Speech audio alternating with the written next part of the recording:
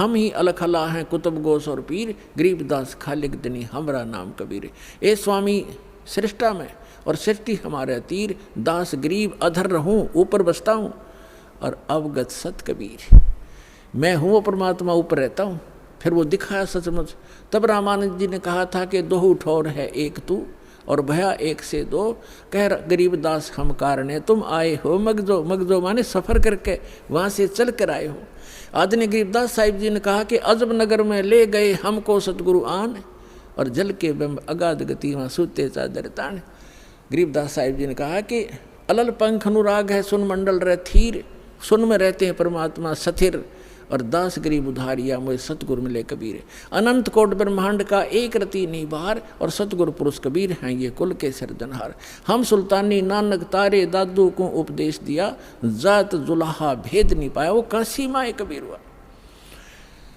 अब इतने परमाणु महापुरुषों के हैं जिन्होंने भगवान को देखा, उन्होंने ये बताया कि वो परमात्मा ऊपर रहता है, और स्वयं भी परमात्मा खुद कहते हैं मैं वहाँ ऊपर रहता हूँ। अवगत सत कबीर दास गरीब अधर बसूँ, ऊपर रहता हूँ मैं, और वहाँ से तुम्हारे लिए हम ये आते हैं।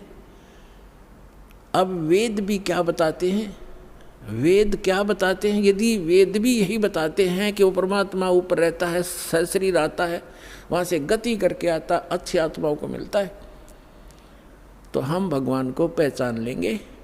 अभी तक तो हमने श्री राम श्री कृष्ण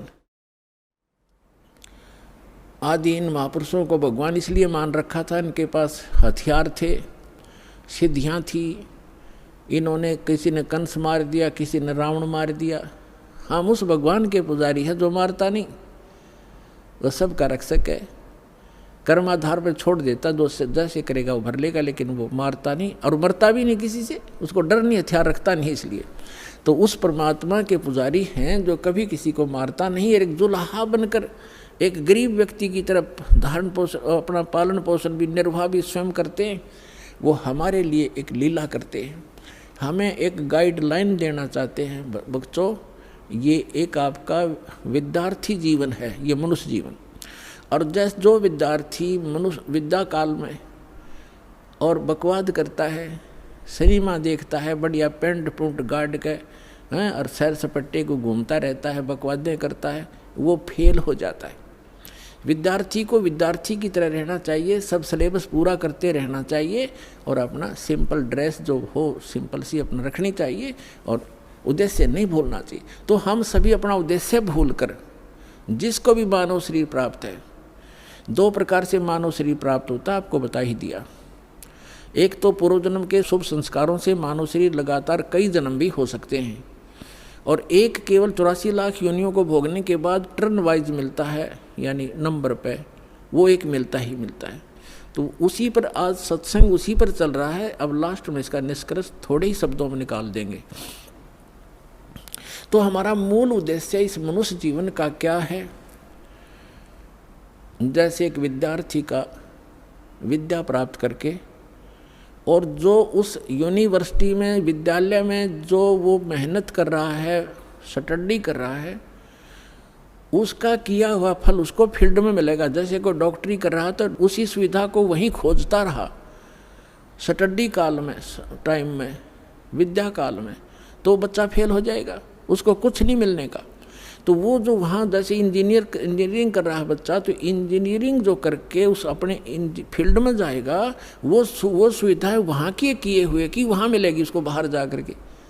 तो आप जी मनुष्य जीवन प्राप्त प्राणी एक विद्यार्थी हो, और जो विद्यार्थी अपने दिग्भ्रष्ट हो गए हैं, उद्देश्य भूल चुके हैं, वो फिर बहुत दुखी होंगे। जैसे एक समय ये दास एक जूनियर इंजीनियर था, वहीं पर हमारे महकमे का कार्य भी चल रहा था, और वहीं पर रोड का कार्य भी, B&R का कार्य चल रहा था।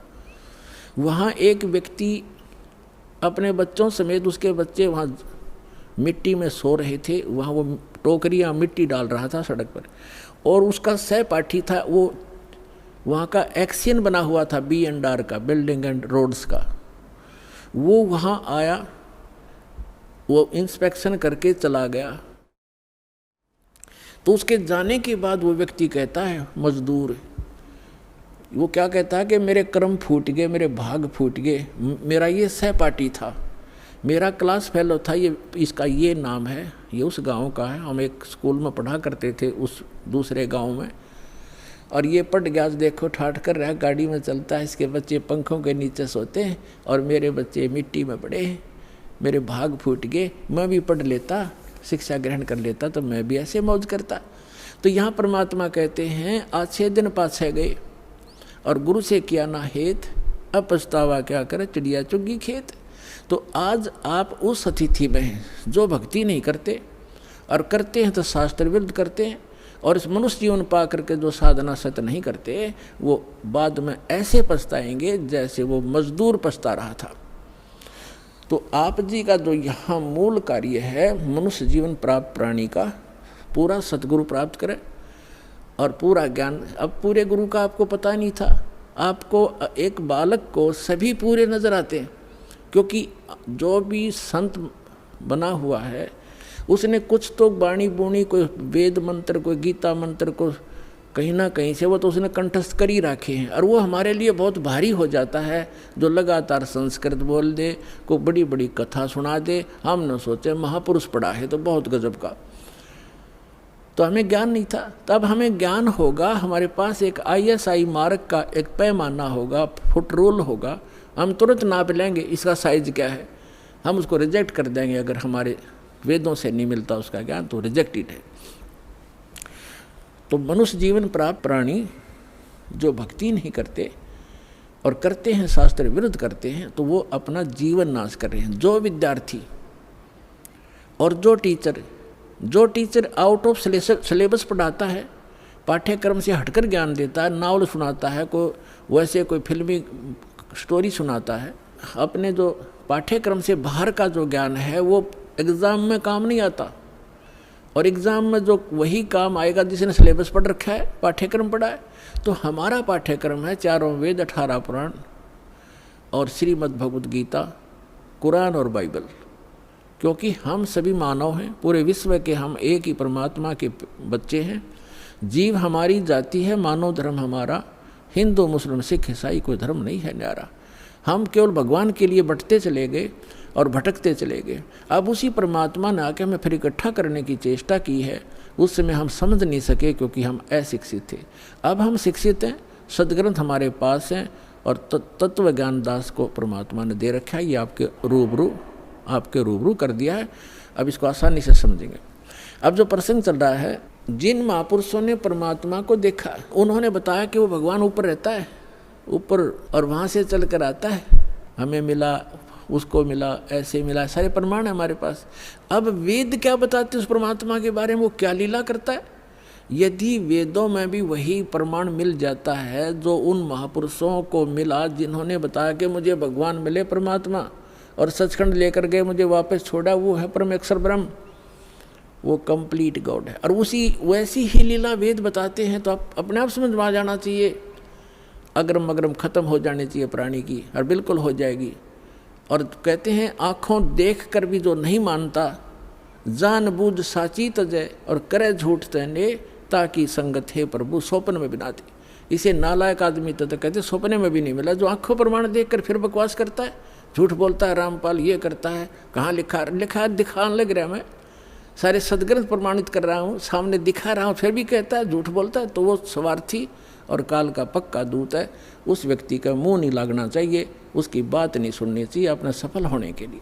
आप जी को इतना स्पष्ट हुआ कि परमात्मा जब शिशु रूप धारण करके आता है दूसरी सतिथि में, 3 प्रकार से हमारा धारण पोषण करता है, हमारा कल्याण करने के लिए 3 प्रकार के शरीर में वो लीला करता है। एक तो सतलोक में रहता है, वहाँ तो बहुत तेजों में शरीर है, वहाँ से हल्का तेजपन रूप बना करके, और दूसरे सतिथि में एक शिशु रूप धारण करके प्रत्येक युग में परमात्मा मिलते आते हैं, ऐसा लीला करते हैं। उनकी यही लीला परवरिश की लीला कुंवारी गांव से ही होती है। और तीसरी स्थिति में वो महात्मा साधु संत का रूप बना के कभी भी कहीं प्रकट हो जाते हैं और अपनी अच्छी आत्माओं को मिलते हैं, उनको ज्ञान समझाते हैं। उनके विषय में आपको बहुत बार बताया है, कि किन किन महापुरुषों को वो मिले हैं। और उन्होंने फिर बताया कि हमको परमात्मा मिले अनंत कोट ब्रह्मांड का एक रति निभार, और सतगुरु पुरुष, पुरुष माने परमात्मा, भगवान, कंप्लीट गॉड, कबीर हैं कुल के सृजनहार।